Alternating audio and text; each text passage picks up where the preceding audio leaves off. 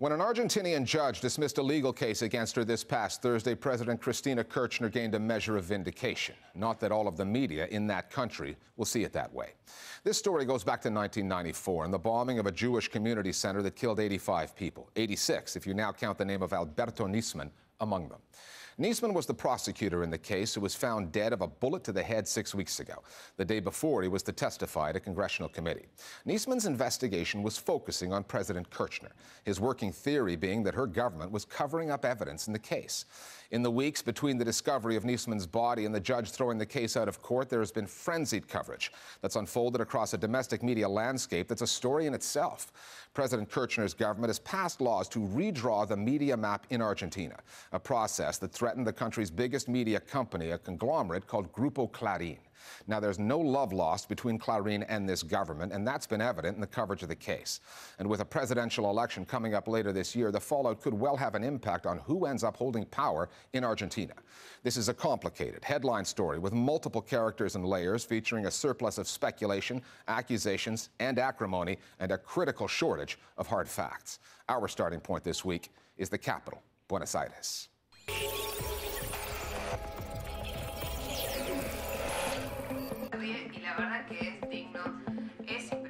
Four voices on the death of Alberto Nisman and what it all means for Argentina. The journalist from a pro-government newspaper, Página 12, or Page 12. An editor from the anti-government paper, Clarín. The editor-in-chief of the Buenos Aires Herald, a paper that's more down the middle. And the Argentinian academic living abroad. Los medios oficialistas que son aquí muy potentes. The official media here are really powerful, and she is the most important media in the country. The president, Cristina Fernández de Kirchner. So what the media has done, and specifically Clarín, is what you can call muddying the waters. It may sound cheap, but it's exactly what they're doing, publishing hypothesis as fact. And what this does is to confuse. The atmosphere surrounding the news in Argentina is basically an extreme polarization between two axes. Between these two poles, it is sometimes difficult to maintain a rigorous approach with the facts and separate truth from fiction. The balanced interpretation of events, I think, is now not in the realm of the media, but in the realm of the emancipated reader. You need to read two newspapers in order to get some level of facts or some level of truth behind the story. Argentina has had multiple governments since the bombing of the Jewish community center. However, the crime has never been solved. One popular theory implicated agents from Iran and suggested that successive governments, not just Kirchner's, covered up the evidence because they needed Iranian oil. The government's recent move to replace Argentina's intelligence agency with a new federal body has created further enemies within the state. And President Kirchner's leftist ways are not popular in Washington. The prosecutor, Nisman, was known to be close to the U.S. Embassy in Buenos Aires. So there is plenty there for the conspiratorially minded to work with on both sides. The opposition and the opposition media say that to silence a prosecutor who had accused the president, somebody in government must have killed him. That's what they spread. Just this past weekend, a columnist in Clarín wrote that there are rumors saying Nisman was assassinated by an Iranian-Venezuelan commando trained in Cuba. It was the combination of everything a middle-class Argentinian would find evil.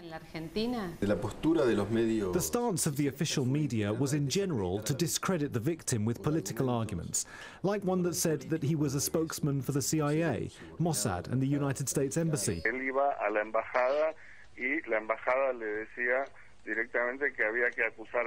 The official media have tried hard to link Nisman with the interests of Argentina's enemies. Therefore, it's within the framework of these two poles that the news coverage relating to the Nisman case has developed.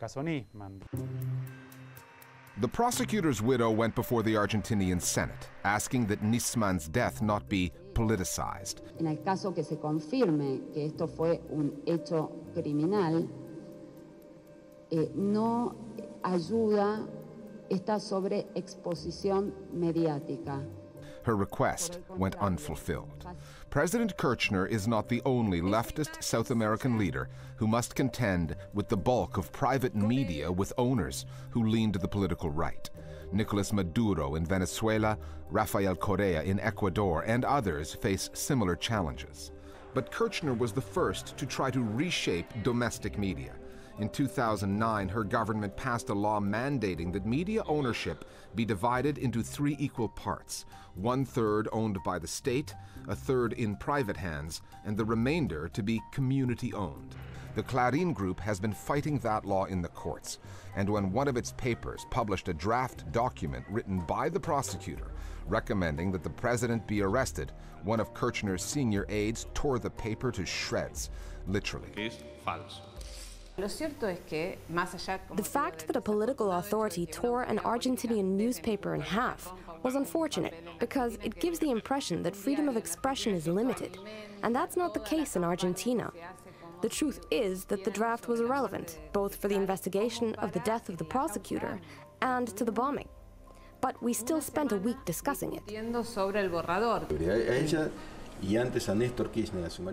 Her and her husband Nestor's approach of challenging the media served them well for a long time.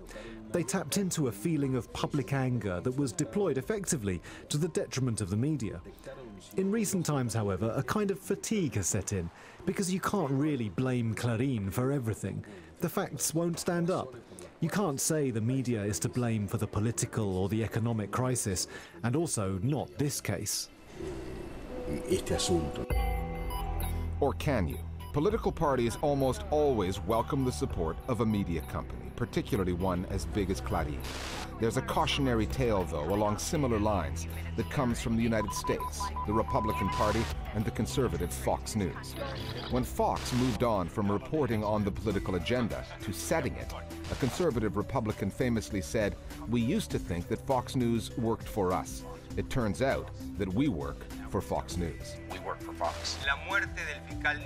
There's a lesson in there somewhere for the Argentinian opposition parties and Clarín. The Kirchners found in Clarín the perfect enemy to antagonize with, and the government's been pretty successful electorally taking advantage of this antagonism. And it has harmed the opposition because Clarín adopted a more virulent role, setting the agenda at the expense of the opposition. The opposition were following Clarin's agenda, and to an extent it has benefited, paradoxically, the government.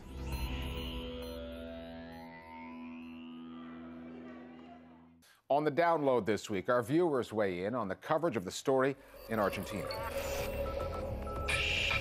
Well, the pro-government media in Argentina has pretty much sided with whatever the government's theory about Nisman's death was. If you try to read a more objective news outlet, it's going to be harder to find one since right now the population is very divided. It's really, really hard to find a media outlet that tries to cover the case in an objective way. There are alternative media sources that Argentines are turning to for coverage of the Nisman scandal. There's the Association of Independent and Cultural Magazines called Argesia, which is an association of over 300 independent publications throughout the whole country. And people are really looking towards independent media, especially La Vaca. They've done a lot of really great radio, print, and video content about the issue.